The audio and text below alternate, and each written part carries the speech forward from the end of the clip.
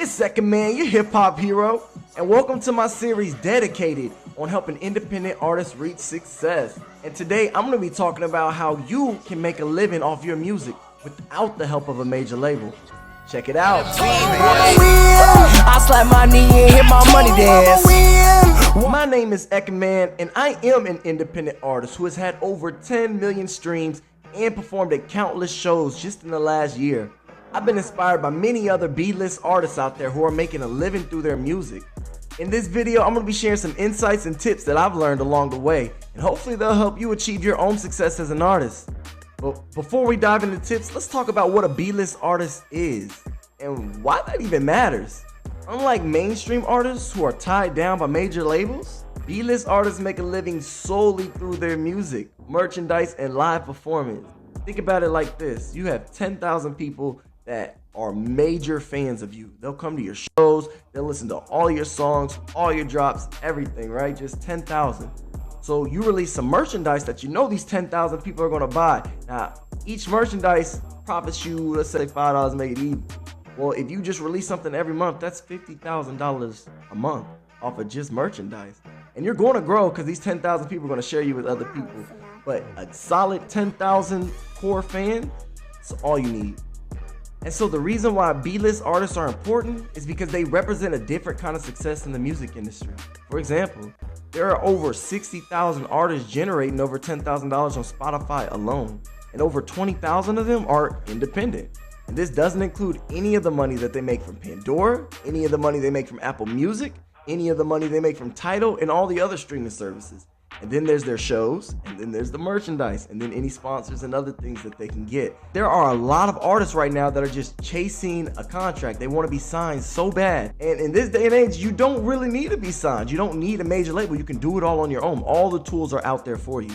And when you factor in the things that come with a major label, you might actually want to stay independent. Because with a lot of times, major labels, they put you in these nice clothes, these nice cars, they send you on these nice trips, and then they send you a nice bill.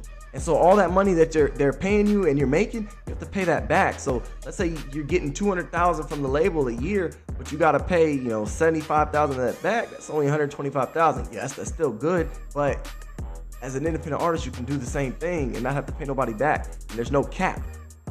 You don't have to fight with other label members on, who your label wants to promote next, who they want to drop now. You get to decide that. You get the full creativity on how you want to release your music, and that's so important right now. Because if you check the music industry right now, you'll notice there's not a lot of top songs that are lasting. Like, there's not songs that are like all year that song was a banger like they used to be. People are looking for a new style, a new way. I wouldn't copy other people's blueprints completely right now. I would take blueprints, like for example, one blueprint is release one single every month and then drop a video with 3 of them.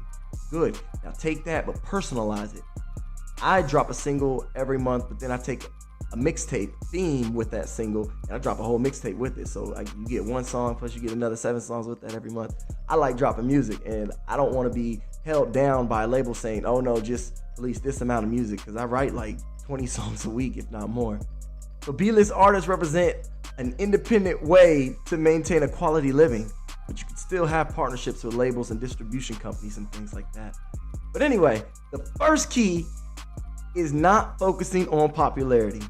As I know that sounds redundant, but as a starting artist, as an aspiring artist, when you're just getting started out, you don't want to focus on your social media followers, like your Instagrams and things. Don't get discouraged by that.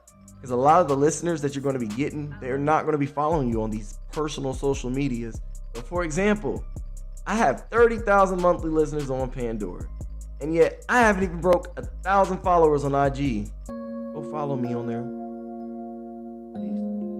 When you upload your music to Spotify and Apple Music and Pandora and things, they have algorithms that will put your music in new places, like even new countries. So you could have people that like don't even speak your language that's listening to your music. They really like you. You can have more listeners than you do followers. So I think it's important for you to focus on your listeners and not your followers, and see where you can always look at your analytics and see where they're from, see what kind of interest they have, and then start to figure out what your niche is, what kind of people like your music, and then go after that. It takes work, but that's what you got to do. So as you first start releasing music, you want to be focused on getting on playlists and promotions that extend your music outside of the local circles. So like one thing you can do is there's a site called Chartmetric. They're not sponsoring this. I'm not going to talk too much about it. But Chartmetric, you can figure it out. You can search any artist. Let's say like I sound like Big Sean. So search Big Sean and it'll show you every playlist on Spotify with Big Sean. There's going to be hundreds of thousands. There's a lot. And I would suggest looking for the ones with like anywhere between 1,000 to 10,000 listeners. And when you click it, it'll show you the name of who made that playlist. And then you can just Google them or Facebook them or Instagram, find them, and then hit them up and say, hey, I saw your playlist. I like it. I want to know if I can be part of it. And see what it takes to get on their playlist. A lot of them are going to be like, yeah, it's going to take like $5, $10. Ooh, $5, $10. That's not bad to reach 1,000 to 10,000 real listeners. You got to focus on growing your streams first and then convert them into social media following. And that brings me to my second key. Work the system.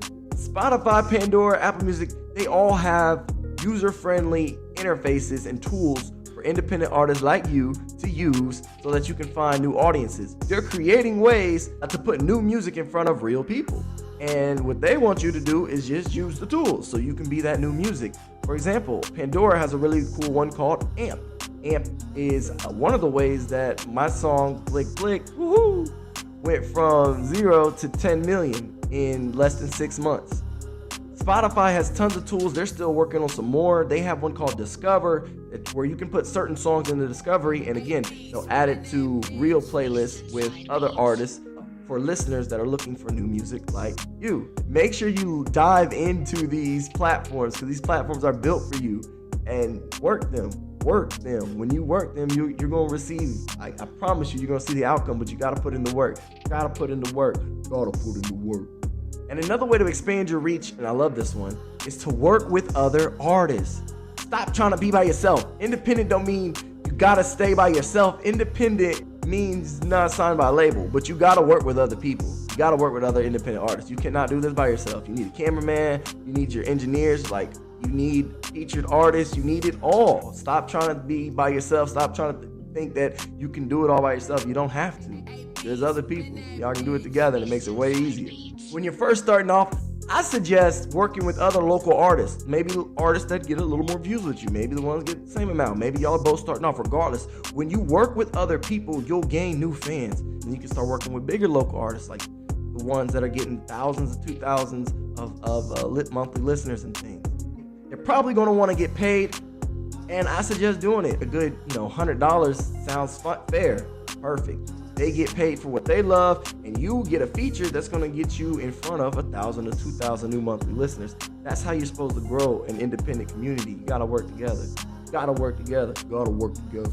And then as you find your sound and as you get more confident in what you're doing with music, you can start featuring with bigger artists, like maybe major label artists or maybe just bigger independent artists. For example, I got a feature from JL of Strange Music, which is the #1 hit underground record label in the world. And what that did is that gave me a good core 7,000 fans, because he had a core fan base that has loved him. He's a legacy rapper. What he did, he won it. And the people that love him, and they listen to him. And so when they saw him with a new song and it had me, they started listening to it and they loved it. I even have a reaction video. Check that out here too.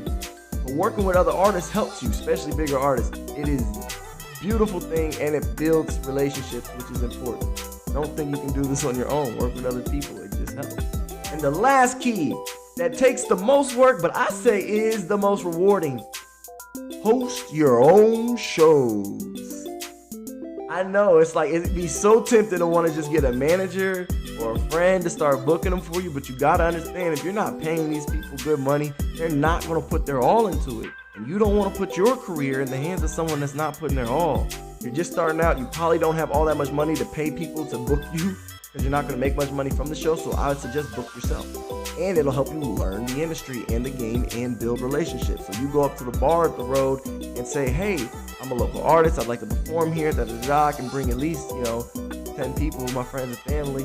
And I'm willing to do it on a Sunday or a Monday. That's important because that's going to be a slow day for them. So you'll probably get to do it. You bring in some people, you make a little bit of money, like $60 or so, and you keep going. You build, maybe you get a Tuesday, Wednesday, a Thursday, another bar, this bar, and you just start booking yourself. It's okay if the shows aren't big. It's okay.